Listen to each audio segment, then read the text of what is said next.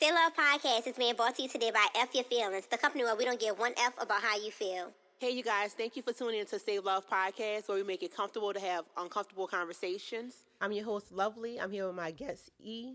E, tell them a little bit about yourself. Well, the people should know a little bit about me from previous installations, but I am Eric, just here to support my girl and, have a nice little conversation. So today, we're going to kind of pick up from where we left off last week. Last week, we touched basis about how racism shapes the criminal justice system, right?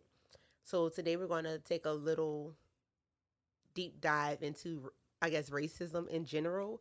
And then we're going to kind of tag and see how colorism, which of course comes from racism, affect us as a community. Okay. Let's go. Sounds okay. Well, growing up, obviously in New Orleans is predominantly black city. I didn't get personally affected by racism because I grew up predominantly around black people. So was then, like how you said, segue into colorism because I'm light skinned. So I got the real back end of things, being light skinned and, being looked at as less masculine and stuff like that. And then being little didn't help at all either. But, I got looked at as being, less masculine and, stuff like that. So I got picked on a lot for being light skinned. It's pretty bad. I'm going to say this. So I feel like growing up, the only time we talked about racism, which might sound crazy to other people, was when we learned Black History Month, and we talked about civil rights and things like that. So racism wasn't a big deal. So maybe we were too young to understand how big of a deal racism was. And when I look back on me being a child and we go shopping, like we were at Mervyn's. I don't know if anybody remember Mervyn's. We were at Mervyn's and the lady, the store clerk or whoever, she had people following us, like me, my mom, whatever. And they had a white lady and that's stealing. My mom was like, we should have told her get our stuff, because why they were focused on us and following us? Because she white, she chilling, and she took them for blind, she ride them blind, and for what? She got away with it.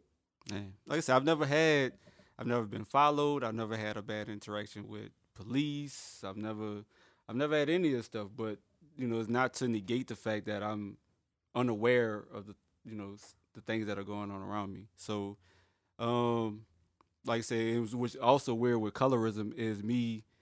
Not really. I wouldn't say that I'm just profound pro-black, but then me being, pro-black at any extent, and then being light skinned is kind of looked at like, how do I get to do that? When, for better or for worse of the factual sense of it, that I am a lot bit closer to, whites the others. So but it's kind of like, how can I take that stand when I'm so light? And it's kind of like, So since you keep bringing up your skin color, there's a chick that worked with me, and I know you're listening, so thank you for the content. So she was telling me, because she's light skinned, she feels as if people do not listen to her struggle when it comes to colorism. And I'm listening and I'm rolling my eyes. And then at that point I realized she's right, that no one listens to light skinned people when they talk about their struggle when it comes to colorism. And it's because I was like, you were never told that you're pretty for a light skinned girl, right? That's something that you get told when you're dark skinned. Oh, you're pretty for a dark skinned girl. And with me, colorism doesn't really affect me. I just happen to fall in the middle, but I have a dark skinned sister, and then I have a light skinned sister with the light eyes and all that other stuff. So to see my dark skinned sister have the best skin, everything, everything. I didn't get that. I didn't get that luck. But she did. But you still get told that you're pretty for a dark skinned girl, which is mind blowing to me. So I think that's why when it comes to lighter skinned people talking about their struggles, being light skinned, other black people don't listen to it, because what struggles have you had compared to everyone else? Which isn't fair, but that's the thought process. What struggles did you have? And especially you talking about New Orleans. New Orleans have a huge colorism issue, right? This lady I was talking to, she was talking about how in her community it was all people that looked like her. She's fairer skin, straight hair, and we call those what down here Creoles, right? Creoles, yeah. But when you get to knowing real Creoles, you know Creoles aren't just light skinned people with straight hair. Haitians are Creole. You go to places like Mamu and Vatry, you see dark skinned Creoles and things like that. But colorism was Oh, you go really where? huge. What's this? Vatry, and there's a place called Mamu as well. Yes, in Louisiana, there that is a city. Got to Google that one. I don't even know what that said. But these people are of every color. So I was like, it's not to take away the struggle of the light skinned person. It's just to like most people like what you did. Like how did you struggle? Oh, I mean, well, it's kind of like I guess what draws into that because the '90s was good to me. '90s was phenomenal. That's the barge. Man, I was That's popping. the barges. I The was '90s. popping in the '90s. Then like you get to like the early 2000s, and then it was just like it was just a great decline. So it wasn't. I guess the struggle became, which failed on like light skinned tears because we was in. So now it's kind of discredited because like you had your run. Now it's not your run no more. But don't you still date people? I do. I'm So- personally not losing in the grand scheme of things, but because that transition happened that we were in at some point, like I said, it falls on deaf ears You because see like my it's FaceTime? not again, it's not my turn no more. So you hear me? Like it's like nobody cares about. But that's not true. Look at and I know y'all watch the Boondocks, and they always make fun of this. Look at every Tyler Perry movie. The dark skinned man is always the villain, and the light skinned man is always the savior. So you still have stuff like that being put out where you favor lighter people. Now, don't get me wrong. So when we talk about light skin, some of y'all they do say that light skinned men are weaker than dark skinned men. That's not your fault, right? That's not your fault. Because back in the day, when it came down to who had what jobs, if you were lighter, you worked in an office job. If you were darker, you of course did labor. So that was a mindset that was ingrained with us because Right. when you were lighter, you had the softer job. So light skinned men equal soft. It wasn't like we just came up with this narrative. Which like, is bad. Like no matter how much manual, I've never had an office job ever. I've never sat at a desk. I've never like did any light work, but my hands are always soft for some reason. that's the light skin oils in you. Like, Like That's for some odd reason, like my hands, like they don't callus up that bad. Like I done move boxes, I'm pushing pallets, I'm driving forklifts and driving trucks, like tools, all and I this know stuff. you're not using lotion because I feel like light skinned people don't need lotion. Damn, this is color. Y'all should You see use how it. this? You see, like as we talk about this, case in point, Exhibit A, Of colorism. as we having this conversation. Boy, I tell you, I'm just saying. So look, you should use lotion because you black people, moisturize. But I feel like light skinned people don't have the requirement. Like y'all don't see the ash as much on y'all skin as you would see it on my skin. That's all I'm saying. I'm not taking away from anything. That's a compliment. Your light skin which a always lot of keep social biases or kind of rooted in some type of factual sense. It's not like the overall grand scheme of things about black people like watermelon. It's not like it's not true. I don't like but watermelon at all. That's one of those. You That's, in between. You don't count. So I don't know what that comment means. So You look, y'all. excluded yourself. Let me tell you. We have an episode. Prior episodes, we talk about how I'm not black enough. The light skinned man on the sofa is one of those black men that kind of want like to let me know I'm not as black as other black people. But swear. When have I ever said this? you always talk about how my upbringing and how I grew up around the white folks and 'Cause how you did. my mindset is different because I grew up around the white folks. It is like it's slightly skewed a little bit. Just a little bit. But then that goes back into, like I said, it doesn't discredit like the overall acknowledgement of what's going on around you. But it's kind of like how I'm saying, like it's just like because you grew up a certain way, you can acknowledge that it's going on around you, but how does it personally affect you in your day-to-day life? Okay, so if we talk about racism, right? The kids got the police called on them for cleaning out the car. We talked about this last episode. That directly affects me. That's our neighborhood. And listen to what I say. That's our neighborhood that we grew up in. And the neighborhood isn't even predominantly black. So I'm not saying like it's our neighborhood. Like that's where I grew up at. Right.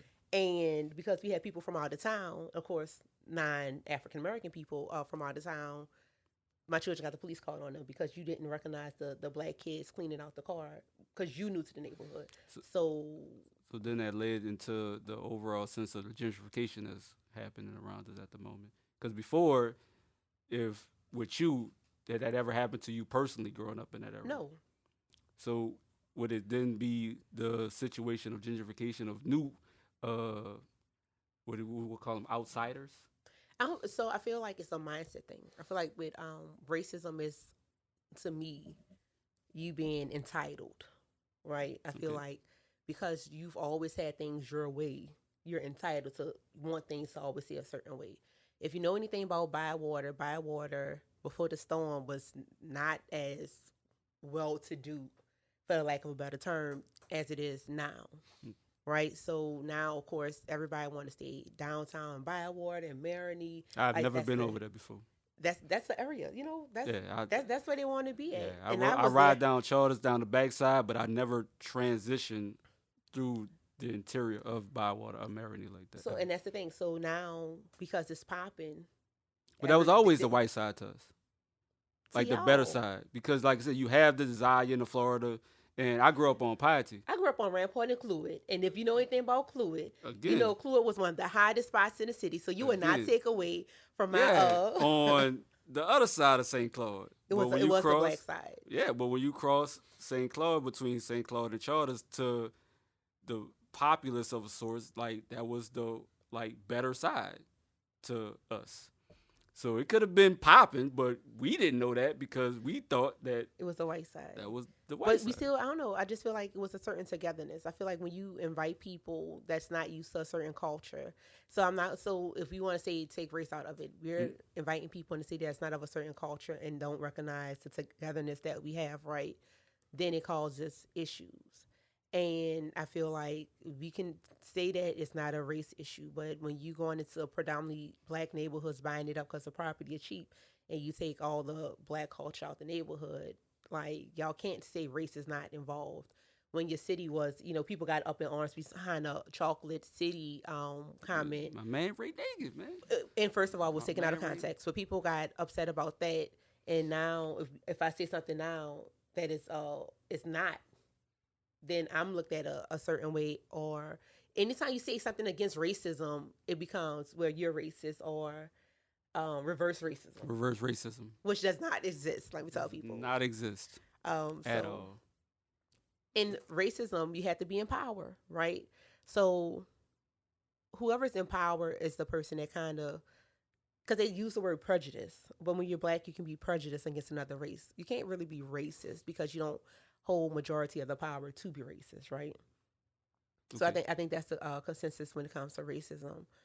But anytime us as black people speak out against anything that's going wrong, we are called racist, and then it's come reverse racism and all that. Again, does not exist, people. Does not exist.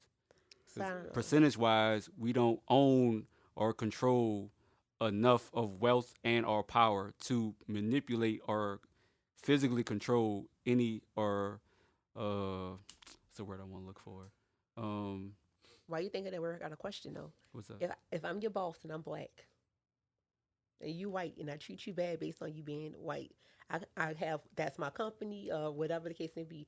In that instance, can that black person be called racist? It's only I would say no, because it's only condensed to that one specific area. Like we don't own enough to like obstruct enough of stuff. Like I can only do in this one small area. So it can definitely be still prejudice because I'm still handling it like I want to handle it and like, not giving, other people opportunities and only bringing up people who I still choose. So it's definitely still can be viewed that way, but over the grand scheme of things, we don't own enough of stuff to further oppress a larger group of people. If I have 1,000 employees, that's nothing to the population of people that, as in hindsight, or that we're being oppressed is not the same. So I would disagree. Okay, I'll give you that. I don't know. I just feel like I was saying earlier, race wasn't something that we talked about, and I don't know how now as adults, race is something I feel like it's always talked about. Like it is always, always, always talked about. I was like, was I asleep like the beginning of my life and I just didn't understand? And I'm not even gonna say race was like really important when I had kids either, because like you said, I grew up in Bywater. My neighbor, he's Irish, but of course he was at my graduation, like my uncle, like we in pictures, like we family. Like the other neighbors know all the kids who all grew up, so race still wasn't a big issue. So I'm trying to figure out what happened now for race to be involved in Easy. everything. Social media. Like that's the key point that everybody has come to a general consensus that you can physically record and get stuff out that real time that's happening. You don't have to wait till newsletters to be put out, and there's news and cameras, and like you don't have to wait for, like the news can manipulate it a certain way. But if I have my phone and I'm catching it real time and I physically put it out, it's not to say that obviously with all these cameras you can't edit certain things out, obviously, but like it's a certain type of in the now that we get to see that wasn't out before. But these things have been going on, right? My mom's 65. When she was going to 67, I should know my mama age, but on her way to school, when she was walking, she walked by hanging trees. Like, kid you not, that's what they were called. They were the hanging trees. So my thing is, this is not something where it's just happened. Like, this is not something where it's just been Right. laying around But if your and mama had a nobody knew phone, about it. If your mom had a phone or cameras, It still would have been the same thing, though. So my thing is, we have social media, right? Mhm. What has social media changed? Like the whole Black Lives Matter, right? When we did the whole Black Lives Matter movement, I just feel like it did not make our lives matter. It made our dollar matter. When we started doing Juneteenth, it made our money matter. It did not bring any light to, like, we knew racists exist. We film it now, and guess what? They still exist. They still have backing. They can still, for the most part, do what they want. And that's where my side of the pro blackness, I'm the burn all this shit to the ground pro black. I'm not the protests and stand up for your rights. I'm the fuck all this shit and burn it to the ground type of pro black type of fighter personally, because as she's saying, with like protesting has never done anything. In my personal opinion, like it's never changed anything. But burning to the ground don't change anything. I just feel like we have all this history of racism, and America is built on racism, right? Like at least when you look at some places overseas, they were built on classism. You stayed and you married based on money, which kind of makes sense because who wants to marry beneath them? Not saying y'all get what I'm saying, but when it comes to race, I just feel like we out here married for love. You know what? I'm just saying, like, I could get with classism, right? Because I'm used to a certain way of life. Okay. Right? And that's cool that we would like to marry for love. And we have this fairy tale of marrying for love or whatever. But that's not realistic. Because love will not pay the bills. Okay. We cannot eat love. Okay. Like, we cannot, love will not make sure that we have a roof. So the whole idea of just marrying for love, I feel like is BS. Back to my point about race, though. I'm just saying. Nah, so could you marry somebody if you didn't like love them? Could you really do that? No, I can't. Don't put me on blast like this. What you just went all on your high horse and riding off into the sunset? I just figured out ass. I have to be able to at least tolerate you. Like, I just feel like the whole idea of love, marriage is a business arrangement. So how much money would you be willing to tolerate somebody? I don't know. I'm just saying. I just feel like marriage is really a business agreement anyway. So when you get married, you sign in a contract. If I leave, then we got to sign another contract. You put the government into your marriage when you sign that contract. Like, so the whole idea of what the marriage for love, now, people gonna hate you for this. I'm just saying, you can get married for. It is a contract. It is. That. Why can't we be together for the rest of our life without us signing the paper? And my thing is, if you really want to do it, do you know there's legal ways for us to have stuff in each other's name without us being married? Like, there's legal ways to get it. Like, why do we need a marriage certificate? What's the purpose? I don't know. I've never been married before. I've never done any extensive research on the institution as a whole. I don't know. I'm not sure. I'm kind of on a slant of the back end of marriage anyway. I'm not sure if it's Like, I'm open to marriage. I'm definitely open to marriage. Like, I'm not against it, but the fairy tale thing that we're sold is not what it is. So you can get married for love. Like, that's like when we talk about dating outside your race. Like, love is love, but I know that that's not a line I can cross. yeah. So it's the same thing. Like, not saying that you can't have a preference and, marry whoever you want to marry. But for me, Yeah, it's not. I prefer to stay within my own race. I feel like when it comes to dating outside your race, there's a certain struggle that you have that your partner would never understand. So it's not to say that I'm against it. No, I'm not against it. Like, I'm not against marriage. Like, I'm not against any of it. But my preference for me is my preference for me. That's not to take away from there aren't some other races that are extremely, what is it, empathetic? That's the word? Where you can feel what someone is going through without going through. That's what it's empathetic. Yeah, there are some people that can be extremely empathetic. It's just not for me. I'm going to say this. I disagree. I feel like as Black people, when we went for civil rights and we fight for the rights of everybody, we always fighting for everybody. Who the hell fighting for us? So you don't think we have allies? That's a word these days. Yeah, people call themselves allies until you put pressure on them. Like, you have some people that will go through the fire with you, and I would not take that away from the very few that would go through the fire with you when it comes to other races. When you start looking, like you said, social media, y'all know I'm on TikTok. They had a whole thing where this Native American man did something. He slept with this white woman, and she felt like he lied, and she used sexual assault. She used white tears, right? And white tears are real. Emmett Till, just to throw one name out there. Rosewood is another place. White tears burned down to the ground. Like, let's just be clear. And we had allies, right? People jumped in, and somehow a Black person was like, you know what? You need to tell your friend that she's wrong. As another white woman tell your friend that you're wrong. Let me tell you, those allies flipped so quick. They started bringing up, oh, he's this as a Black man, he's that. But they're allies. Everybody's your ally until the pressure's put on.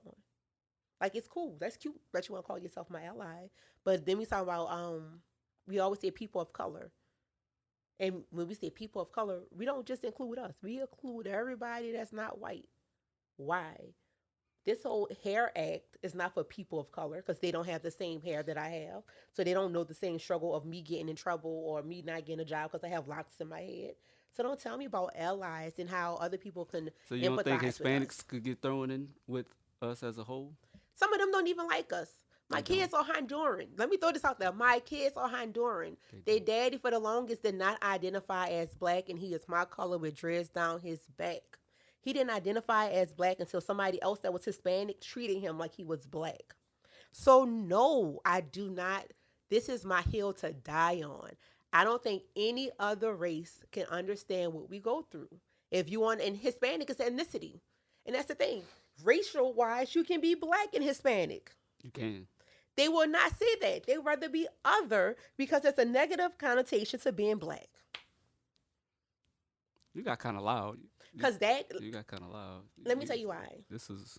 I've never been anti-white. I've never been anti another race. Mm-hmm. My background is I grew up middle class. I went to diverse schools.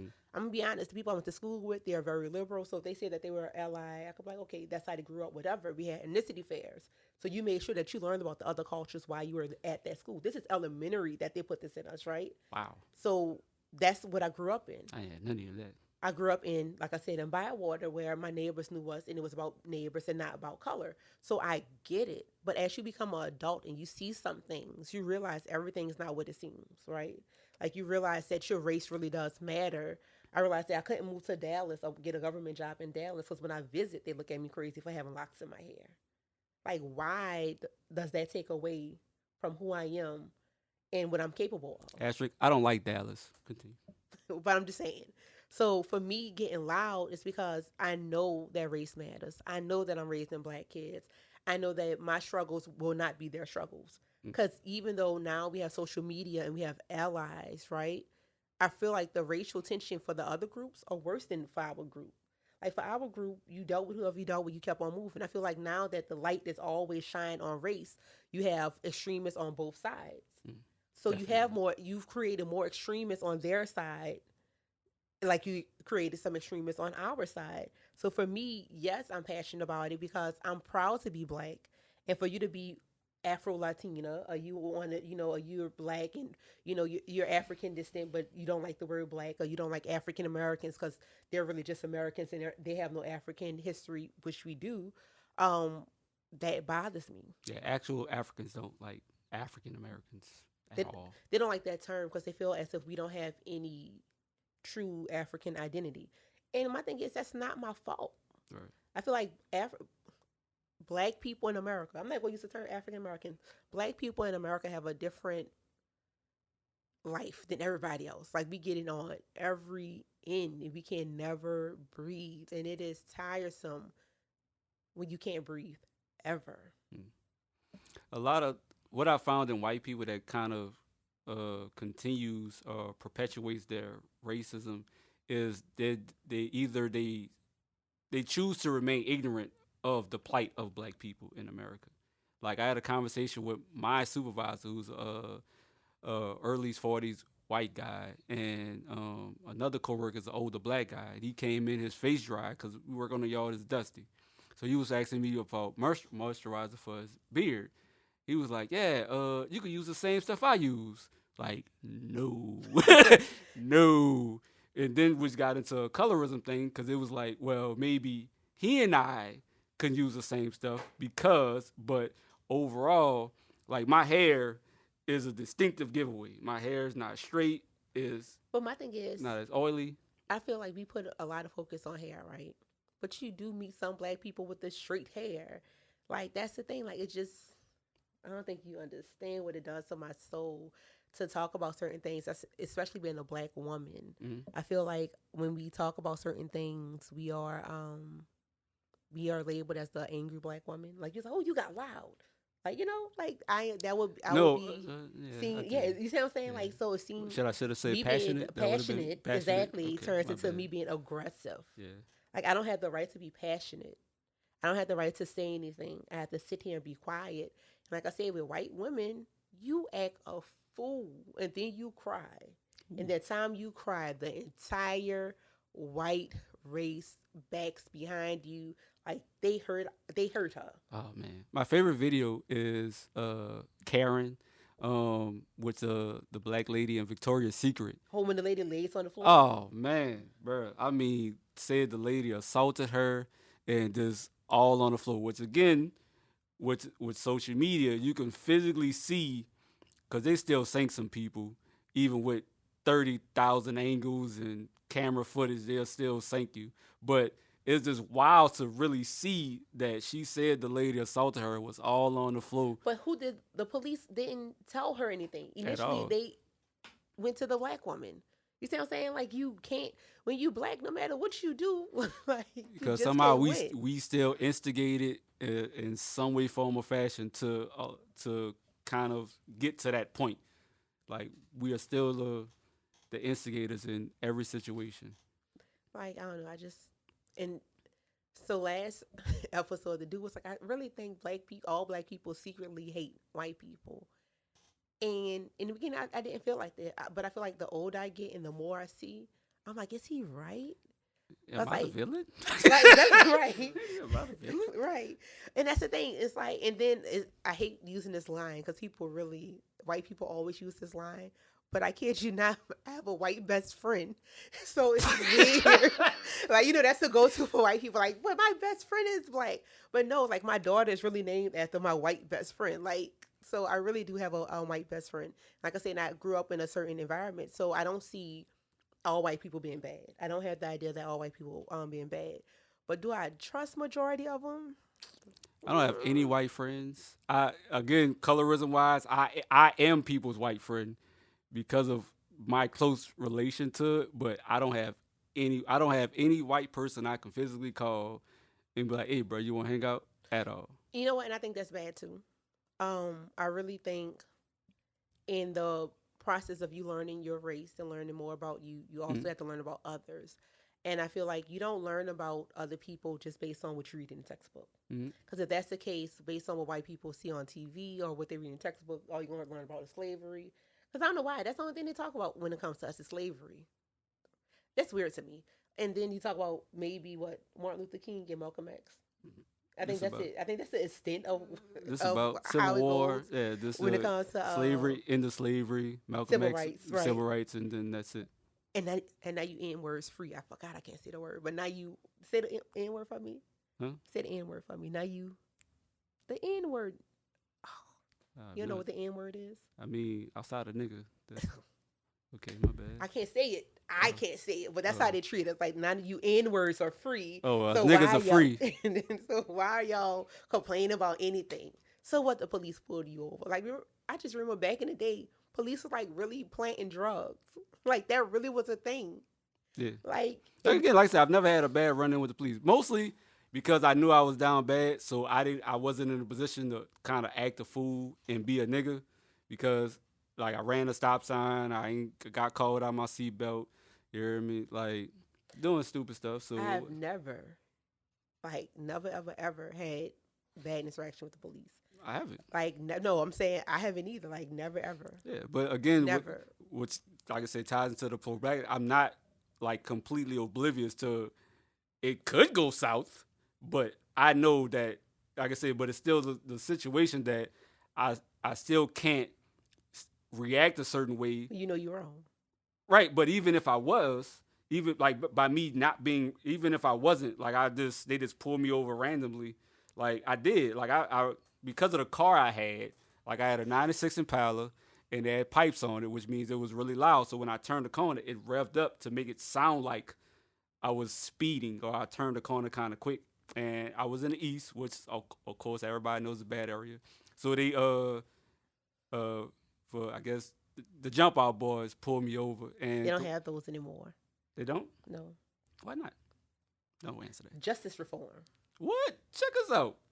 I don't agree with it, but carry on. I don't either. But so I was completing it right. I didn't do anything wrong, but like I said, it was a lot of them. It was like 8 cops and stuff like that. So I guess in that scheme of thing, it could have went bad, but I mean, I ain't have nothing on me, stuff like that. So it was just like, sit down on the curb, handcuff me for some unnecessary reason.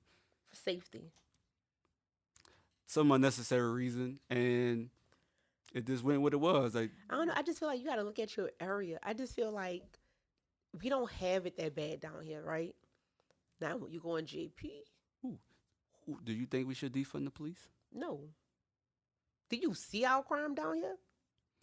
So, but the defund police means that, I guess in a certain context would be, do you feel like you need an armed officer to... Do you see our crime down here? So for a cat in a tree, you think you need an armed police officer? For domestic violence? For domestic, you definitely need an armed police officer. Yeah, let me tell you, domestics be popping. Like you need an armed officer for domestic. So I'm saying, like every call, like. Do you know what city you stay in? I'm just asking. I mean, I do. I'm saying. I mean, I'm just asking. So let me tell you, the whole idea of defund the police, I feel like is foolish, especially when you are in certain cities. Chicago should not defund the police. We should not defund the police. LA shouldn't. Like when you're in a major city, that is not an option. Because when you defund the police, you're funding the criminals. I don't care how anybody feels about that when I say it. So here in our city, if you want to say defund the police, why? You have to really give me a valid reason of why we're going to take money away from the police. Because somebody in a different state killed the unarmed black man that had nothing to do with down here. And I want you to pay attention to that too. When all of that stuff happened and people came to protest, they came protest in New Orleans. And then JP was on the other side of the bridge with their guns, but you did not protest in JP. That's where you need to go. Not here. As a statistic, Gretna is the arrest capital of the world. And it's small. The arrest capital of the world, people. The world. They arrest more people than any other area in the world. It's right across the bridge. And that's what I'm trying to say. It's crazy. So it just, I feel like be mindful of where you are, right? I feel like if we're here in this city and things aren't that bad here, but when you start going outside the city, you start going to JP, you go to BR, like Baton Rouge is kind of bad. And then you travel like to these small country cities. Like racism is bad. They still have sundown towns in Mississippi, I found out. I'm surprised we don't have none here. I'm going to be real. Like some of these small cities here, I will not stop. I will not stop. We will get gas in the next city. Like, no, I would not do it. Man. Like, if I used to travel for offshore, and there's some areas it's like, yeah, I'm good. I feel like I'm pretty sure we have some cities where we have no black people. Definitely. Like how, and we have a lot of black people. I'm not saying that we, I know we don't make up majority of the population. All right, we're only condensed to what? Baton Rouge, New Orleans, and that's no, we definitely up north. We definitely Monroe? up Louisiana, Monroe, Shreveport, all of that. We Shreveport? definitely up there. Yeah, we definitely up there. The problem with that is, ain't no way you have a city you don't have not one black person though, not one. Like how can't one black person stay in the entire city?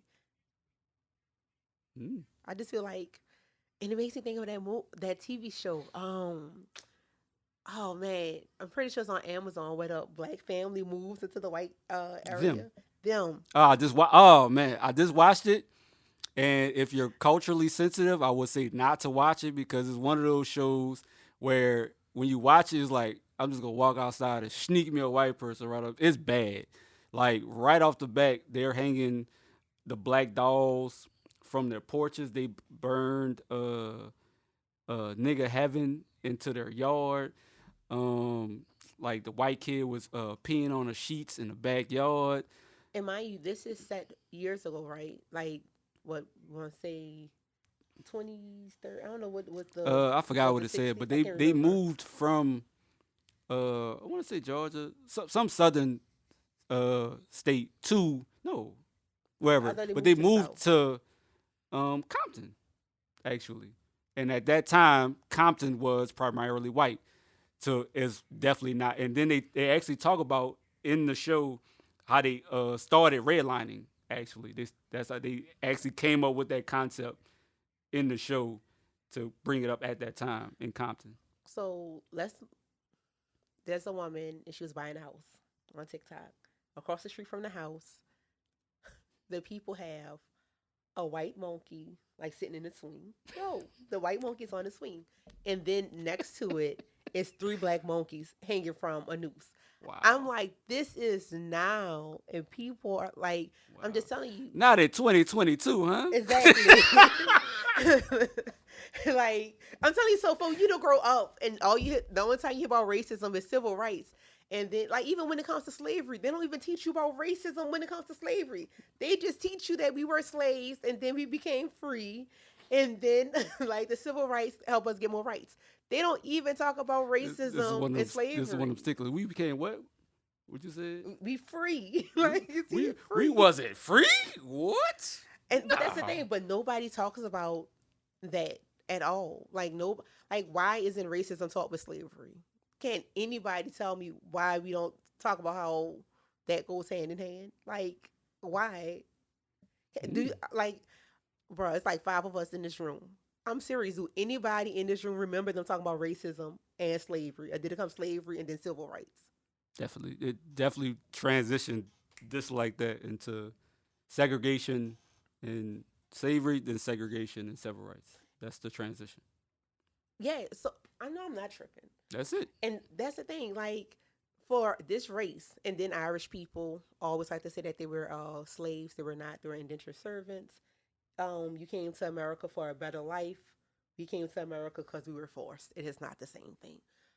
So for them to, like, go take us. Black people had slaves, is what they say, too. Some of us did. I would not. That's my issue with black people. Since we're talking about all of this, I have a couple of issues with my own race, right? there's a certain level of unity that we don't have. Oh man, you're not about to be anti-black. When it comes to classism, I feel like when black people get money, they forget about other black people. Definitely. When white people get money, the poorest white person could be against you, and it's gonna be them against us. Like there is no like that money means nothing when it comes to their skin tone. Like it's just for me, it's weird. So do we have a certain form of classism as well? You think what now? Black people as a I went to private school my whole life. I feel like that's the thing that black people with a little bit of money love to throw out, that they went to private school their whole life. Like that's the come up because we had a little money. We had a little money too. My mom was a public school teacher, and I'm a proud public school graduate. Like I am very pro public school. But do we have classism? That's why the whole Seven Wall was light skinned and they kept to themselves. They had enough money to keep everybody else out. Damn. Let's just be real. I didn't know that. All my people from Crosscut now. Well, Well, so you know, Seven Wall was Creole. Okay. They consider themselves Creole. You could not like everybody looks the same. I kid you not, they looks the same, and they could be Creole. You could have the French mixture. You could have the different cultures. So I'm not going to take that away from them because that could actually be their culture. But you definitely you were brown paper bag. Like you were not dating somebody dark skinned in the area. You were not dark skinned and living in that area. That was their area. So they had, and you usually went to private school. Like you were well to do, your own businesses. And I'll be honest, their generations still profit from then. It wouldn't surprise me. You know what? I'm gonna keep that to myself. But yeah, their generation still profit. You know, like the white generation still profit from what their ancestors did. So it's the same thing. Except white people still will take care of white people before they take care of anybody else. man, I was just riding. Was it yesterday? Riding, came down St. Charles and turned down St. Andrew to go to Walmart on Chapatulas, and it's just the distinct difference from riding like right off St. Charles, where like all the wealth is and the houses and stuff like that, and then you get on like the other side of the magazine, and then it's the St. Thomas. It's just like, Do you know? it's a big ass difference. So the River Bend, Carrollton, they used to be called Black Pearl. Nobody knows this. I found out because Channel 26 was like, what neighborhood are you from? And it was an older white lady. And she was like, Black Pearl, right? It was called Black Pearl because all the well-to-do black people lived up there. Well, Lusher and all of that said, that was all black. Time we get a little bit of money, they run us off, I feel like.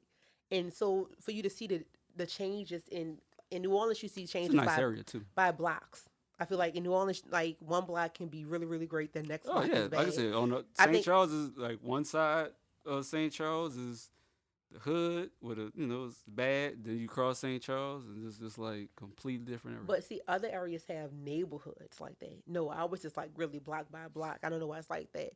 But we had money in the city. We were putting money in the city, and slowly it was taken away from us. I feel like that's the history of black people. Anytime that you start building generational wealth, or you have your own city. I mentioned Rosewood earlier. It was a well-to-do black city. Tulsa was another one. We have actually a massacre that happened in St. Bernard that I haven't gotten a chance to research. But that's like all these places were black people, and time you get a little bit. Y'all can't tell me that. Let me tell you, black people can't tell me that they can't recognize the power in them, right? Okay. You had slavery. Somehow your people survived this, like just getting over the water. They survived that, right? Okay. You get here, you go through slavery. Somehow your people survived that. Then 13th Amendment, they started putting us in jail. We survived that. Mass incarceration, cool. Then it comes to segregation. You were like randomly hanging us. You created the Ooh, side note. For a lot of people, 13th still should be on Netflix. It's really good. It's worth the watch. Pretty good one. And Hidden Colors is an documentary extent, pretty good too.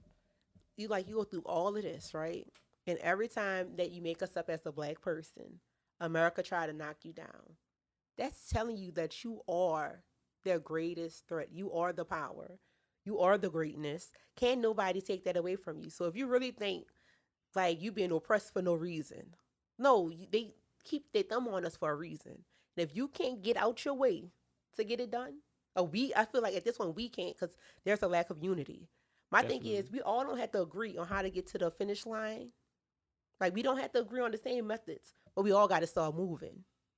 Like, and for me, we are it. Like we the stuff. Like So that this unity would just clear it out. I feel like so we have the woke black people Mm-hmm. who down other black people for not being woke.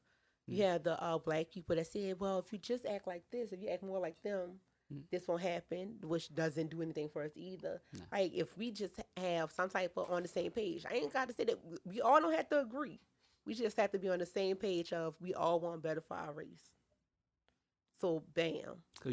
So you think that's not the case? No. When you're telling me I have to be more white to be like, if I had to act more white for them to respect me, which is not true, because I get more education, Which is not true. I learn more, I move up in the world. But to those people, they distinctively think that that is the way to get where they need to be. But how are you empowering your people? And don't get me wrong, I'm a strong believer of knowledge is power. It could right? be to that dynamic. It could be to say like, well, you just got to play the game how it go. Because being myself with your locks and stuff like that is not going to quintessentially get you where you need to be. Right. So you got to go with the straight hair and the solid color. Because you can't walk into an interview with your cool blonde hair. Right. You can't do that. And that's the thing. But they can. I've seen people with blue hair, like just weird color hair, but you prosper. Not us. Exactly. That's what I'm trying to say. Right. So there's no plan the game how to go because you can't. Bruce Jenner. You can't do went it. From being Bruce Jenner went from being a man to being like the world's best woman. Right. You got to award for whatever. It. Yeah, you got to. And my thing is that just shows you that no matter how much you play the game, how it goes, the rules always change. Period. Like the rules always change. So there's no real idea of play the game how it goes, or we should act like this, or we should move like that. Because no matter, we have to make our own rules. And I don't mean we do. Like we have to make our own rules. How you think that's gonna go? And I don't mean like go in the streets and act a fool and things like that. Okay. I don't mean anything that's going to lead us into any mass incarceration like we're not already there. Okay. I don't mean stuff like that. Educate yourself. When I say educate yourself, you better know about yourself, and you're always supposed to know about your enemy. I'm not saying white people are enemies, but y'all get what I'm saying. White people are the enemy. I said it. No, I don't agree with that. Why they not? How they not? I don't think all white people are the enemy. Again, but I feel like white men really control a whole bunch of things. You still need to saying learn white. them. So again, I'm gonna say, you could say it's a few, it's some, it's a small percentage, it's this and it's that. But as a whole, white people control and dominate and have their hands in everything that you're gonna try to do. I agree. So it's I not to definitely say agree. if you don't want to say the enemy, which may be a strong word. Yeah, I feel but like that's too strong. You gotta go through some form of whiteness to get where you need to be. You know what's crazy too though? So a lot of black people, they've been breaking off and starting their own cities, right? But what's this like? Look at the city now. Building apartment complexes and stuff like that. Ford is coming, so now they want to take their township away from them because the jobs that Ford is going to bring to that area. So they don't want them to be their own city anymore. I just feel like even with that, like I get it, like, but apparently the separation thing isn't working either. I feel like we just have to find out what does anything work. I want to say we need to find out what works, but we need to know if anything works at this point. The only thing I could say is what would start that is financial institutions. We don't own any banks. Like you have to go through a bank or some form of financial institution to finance or insure or back whatever you're trying to do. Money. You need money. See? Exactly. See, so when it comes to me dating, I should be able to have that same mindset, right? Sure, go get your glasses on, man. Sure, why not? Hey, I'm not stopping you. I'm a sap. I'm gonna marry for love. Cause I can't. That money thing ain't gonna do nothing for me. If we have a lot in common and you got money and I don't like you, then maybe. But I don't know. But I don't like you for it though. I don't know. You hear me? Like, we got some stuff in common. You like Marvel and anime. You got money. It's like, hey, you the girl for me already. I don't really care about all that other stuff. We just gotta have some stuff in common which then transitioned to love for me anyway. So, I have no words. I'm just saying, but money. So if you don't walk away from anything else, right? Knowledge is power. Money is power, right? okay, Because you definitely need the knowledge to learn about how to get the money, okay, and then we take it. Like take what's ours. If we gotta make banks, get us a bank.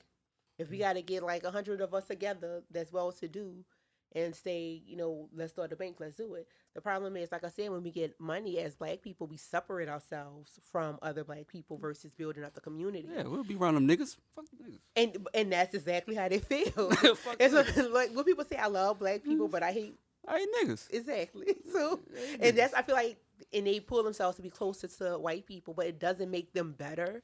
It doesn't make you prosper anymore. Say, bro. Like, Look, this is all right. I say nigga a lot, but having to say nigga on cue feels weird. I can,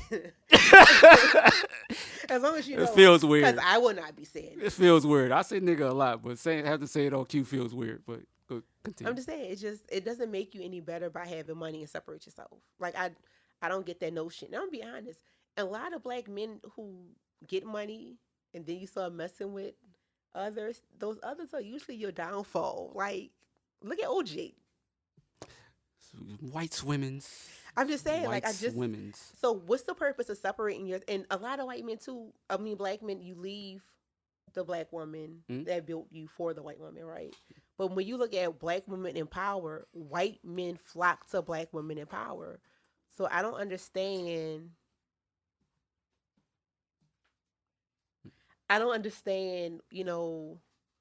How that works. Like, why are we leaving?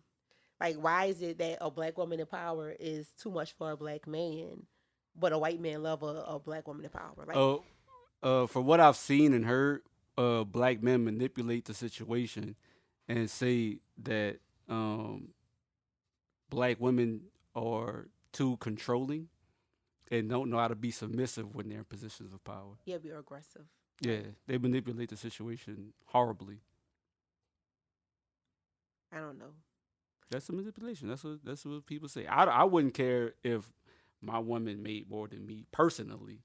You hear me? Like, I wouldn't care, but I mean that matters to some people. I feel like that's gonna be a topic for another episode. I'm gonna touch on it real quick. Okay. Whoever makes the money is usually the person in control. Okay. Period. So that's why that dynamic is like that. If we're saying that, America is the way it is because the people who are in control, they have the resources and stuff like that, that kind of flips to you, and sadly, it kind of flips to your relationship too, where whoever has the money controls the resources. So it's not so. It shouldn't be like that. It shouldn't. I mean, but hey, bro, you got the money. If you don't want to pay for something, what I'm gonna tell you, I don't have the money. What I'm gonna do? You gotta pay for it. So, hey, bro, look, I don't mind being controlled. Any well-off sister wanna, I don't mind. Oh my God. Mind being controlled at all? I don't mind. It doesn't bother me at all.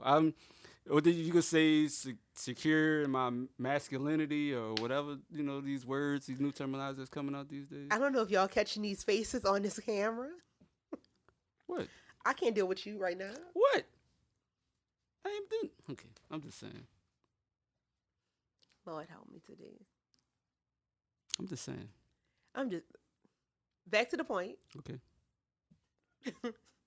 Continue. We're gonna do another episode on sexism. Sexism? Yeah, and classism together. Okay.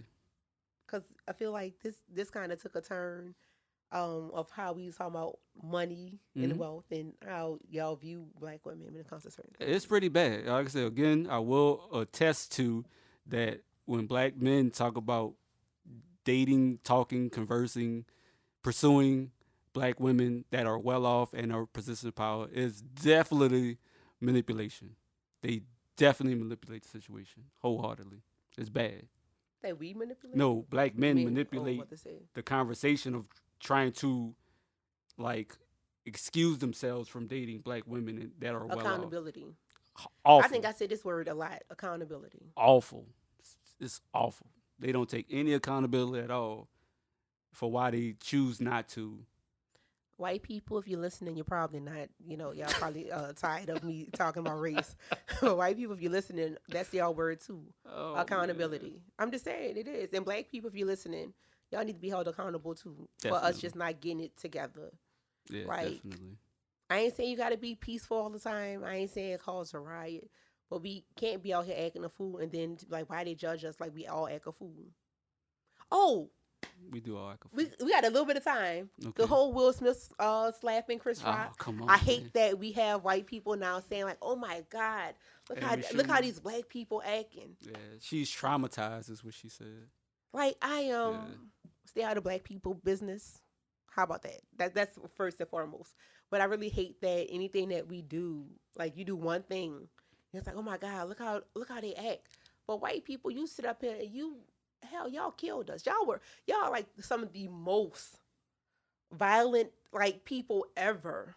Y'all raided the Capitol, trying to hang the ex vice president, and y'all Insurrection.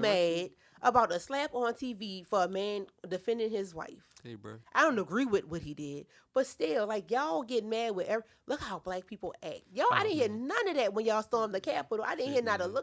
look at how we acting. We should be ashamed of ourselves. I am a stickler for inciting riots as a segue to think pieces. I just like doing it that way because it's funny. But yeah, the colorful commentary that people came up with on both sides to justify what Will did and to justify the kind of sweep under the rug what Chris Rock did, um, is just kind of incredible to me. It's, I just feel like it's not that deep, but don't make it a race thing. Because like I said, when it turned into us acting a certain way, like black people can't man, breathe, he act black up people on a white can't, people award show. and that's how people mm, felt. mm, mm, Like, oh, we should know better than to act like that in front of. mm, Oh, we tap dancing for massa. Like, mm, what do you mm. mean? We What they should know said better. about to kind of use it as how they did for the stuff in Ukraine. It was like, nah, we expect that stuff to not happen in Europe. Maybe Africa, but not in our Europe. That's how they feel. Like not on our Oscars, maybe Did on you the even BET see? Awards, Did you see, but like not when our you Oscars. bring up What? Ukraine? Did you see how they were trying to prepare people, American military, because they might be called the N word? Like you want me to come help them, and they're gonna call me the N word while I'm helping them? But they, Niggas. but they really wanted us to be like okay Yeah. with it. Like you briefing us, Yeah. like oh, Yeah, it's y'all might go okay. over there and help, but y'all gonna be, Yeah, but they will call you, some not so great names. But go over there and help them. Be grand. hell nah. Fuck that. And then Russia is so smart. Like Russia done turned around and started welcoming the black people from Ukraine into their borders. Because you remember Ukraine wasn't letting them out. It was Yeah. white people leave first. Right. Russia was like, no, come on. They done dedicated a hospital for them to stay in. Like Hey, there's power in black people. No matter what we at, we got Moneybag power. Joe dumping millions of dollars on Ukraine, bro. Millions of dollars. You done allocated all kinds of funds. Initially, I felt bad. Then when I see you ripping the black people off the train, I'm Moneybag like, Joe out here.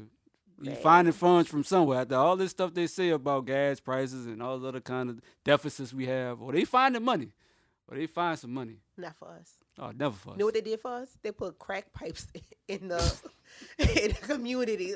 Like I'm sorry to laugh about it, but for you to be like, am I lying? First of all, I didn't know people still were on crack. It might sound crazy. Snowfall, I have not as seen a crackhead in a while. good show as it is, it touches upon the CIA infiltrating the black community and using crack. Yeah. Yeah, But that's what they did. So it's for pretty better, wild. I was supposed to for safety reasons they put crack in the. I don't know. No, it's to crack pipes, fund. it's- No, it's to fund the war on No, I'm drugs. talking Is about to fund war on drugs. Now, recently, when they did the weird. crack pipe, like he really, y'all think I'm Google it. That's what I'm gonna say. I'm gonna leave it at that. Google it. But that's what we got. Ukraine got money. Black people, we got crack pipes. Oh. That's the what we opioid doing. crisis is a crisis now. Crack because- wasn't. Well, hey, bro, because white people are doing opioids, so now Exactly. it's a epidemic and a crisis. So they got to do something about it. So they're setting up help centers in those areas to help them take opioids safely. Is what they do. So y'all, I'm looking at the time. next episode, I think I really want to talk about when your preference becomes a problem when it comes to the dating outside the race things. I definitely want to touch on that probably next episode. I hope y'all hear me when I say this. You are beautiful. You are black. You are powerful. Don't nobody can take that away from you. You are everything. We are everything. We are light. We are love. We are the earth. Like we, everything comes from us. We produce everything around us. So remember how strong you are and how great you are. Until next time, this is lovely.